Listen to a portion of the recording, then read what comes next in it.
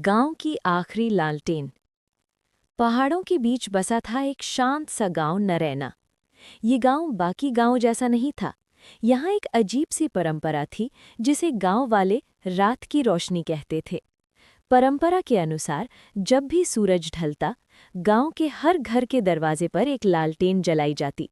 सभी घरों में, हर हाल में कहते थे कि जब तक ये लालटेनें जलती रहेंगी, गांव सुरक्षित रहेगा। गांव में करीब 120 घर थे, लेकिन कोई भी इस परंपरा का कारण ठीक से नहीं जानता था। सिर्फ बुजुर्ग लोग कहते थे कि कई साल पहले इस गांव में एक ऐसी रात आई थी जब सारे घरों की लालटेनें बुझ गई थीं, और उसी रात गांव पर बड़ा संकट टूट पड़ा था।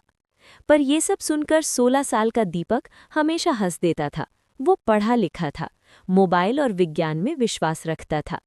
वो कहता, दादी, ये सब अंधविश्वास है, एक लालटेन से कोई संकट कैसे आ सकता है। लेकिन उसकी दादी कौशल्या हमेशा मुस्कुरा कर कहती, बेटा, परंपराएं बेकार नहीं होती, उनमें कई बार वो सच छिपा होता है जिसे आंखें नहीं, दिल समझता है। दीपक हर बार बात बदल देता। उसे गांव के ऐसे नियम पसंद नहीं थे। उसे लगता था कि गांव में लोग बदलना ही नहीं चाहते। एक शाम गांव में हवा कुछ अलग सी थी। आसमान पर बादल थे, लेकिन बारिश की हल्की सी भी उम्मीद नहीं थी। गर्मी बढ़ रही थी और पहाड़ों से अजीब सी गंध आ रही थी, जैसे मिट्टी के नीचे कुछ बदल रहा हो। दीपक ने ध्यान दिया कि बहुत से पेड़ सूख रहे हैं, पानी का बहाव भी कम हो गया था, लेकिन गांव वाले इसे मौसम का बदलाव मानकर अनदेखा कर रहे थे। उस रात भी सभी घरों के सामने लालटेनें जलाई गई। पीली पीली नारंगी रोशनी गांव को एक खूबसूरत चित्र जैसा बना रही थी। लेकिन अचानक आधी रात के करीब एक जोरदार आंधी चली। ऐसी आंधी जो पहले कभी गांव में नहीं आई थी। टिन की छतें कांपने लगी, कुएं का पानी उछलने लगा और पेड़ ऐसे हिल रहे थे जैसे धरती उन्हें छोड़ने वाली है। दीपक बाहर दौड़ा। उसने देखा, एक एक कर लालटेनें बुझ रही थी। पहले शर्मा जी का घर, फिर ठाकुर जी का, फिर पूरे उत्तर मोहल्ले की सभी लालटेनें बुझ गईं। कुछ ही क्षणों में पूरा गांव अंधेरे में डूब गया। लेकिन एक लालटेन अब भी जल रही थी, दीपक के घर की लालटेन। पूरा गांव उस ओर देखने लगा।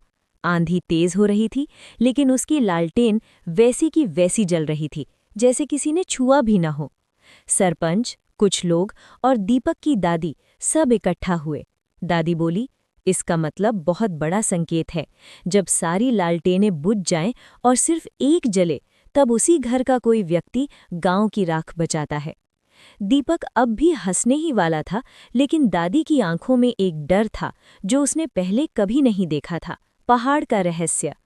आंधी कुछ देर में शांत हो गई, लेकिन अंधेरा और भी गहरा हो गया। दीपक ने उत्सुकता में लालटेन उठाई और गांव के पीछे की पहाड़ियों की ओर चल दिया।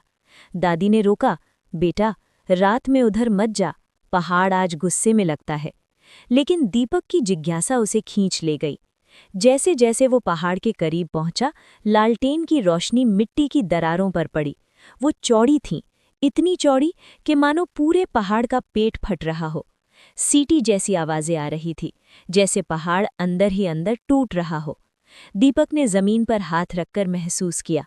पथरैलों के नीचे हल्का हल्का कंपन था। उसे अचानक दादी की पुरानी बात याद आई। पहाड़ जब दुखी होता है तो लालटेन तेज जलती है। दीपक को पहली बार डर महसूस हुआ।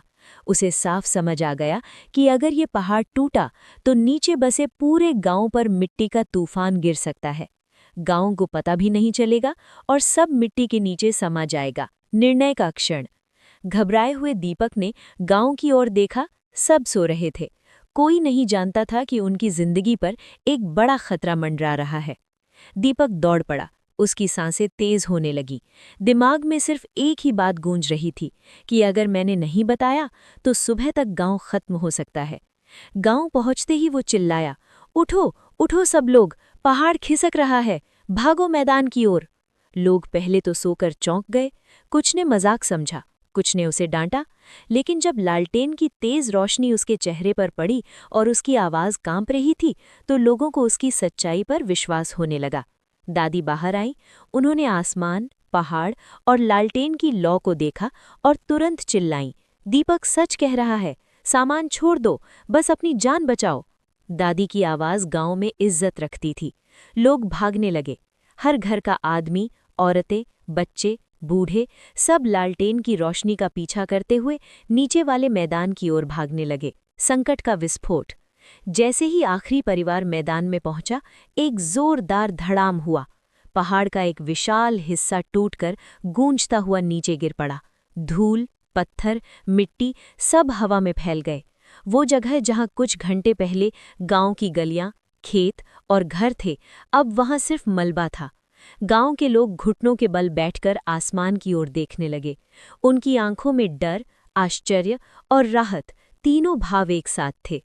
दादी ने दीपक को गले लगा लिया, आंखों में आंसू थे। उन्होंने थरथराती आवाज में कहा, तेरी वजह से हम सब बच गए बेटा। तू ही इस गांव की आखिरी रोशनी था, गांव का नया इतिहास। अगले दिन गांव वाले पहाड़ के नीचे खड़े होकर नरैना गांव की पुरानी जगह को देखते रहे, जहां अब सिर्फ राख और पत्थर थे। सरपंच ने सभी के बीच कहा, हम सोचते थे कि लालटेनें हमें बचाती हैं, लेकिन असली रोशनी तो दीपक जैसे बच्चों के दिल में है। परंपरा ने सिर्फ रास्ता दिखाया, बचाया इस बच्चे ने। अब गांव को कहीं और बसना था, लेकिन इस बार एक नई परंपरा शुरू की गई। हर नए घर में दीपक नाम की लालटेन जलाई जाएगी। वो लालटेन इस बात की याद दिलाती थी कि कभी-कभी एक छोटा सा निर्णय, एक छोटी सी रोशनी और एक छोटी सी हिम्मत पूरे गांव की किस्मत बदल सकती है। दीपक ने उस रात पहली बार दादी की बात का अर्थ समझा। परंपराएं सिर्फ चीजें नहीं होती, वे चेतावनी होती हैं, अनुभव का निचोड़ होती हैं। जो उन्हें सुन लेता है वही बच जाता है। क्षणिक कहानी का संदेश। मनुष्य कितना भी आधुनिक हो जाए, कई बार प्रकृति और परंपरा उसे समय से पहले संकेत दे देती हैं। उन्हें समझने के लिए विज्ञान नहीं, संवेदनशीलता चाहिए। दीपक ने लालटेन की लौ में सिर्फ रोशनी नहीं देखी, उसने आने वाला संकट देखा और पूरे गांव को बचा लिया। इस वजह से नरैना गांव में आज भी एक कहावत मशहूर है, जब आखिरी लालटेन जलती है तो कोई दीपक बनकर उठता है।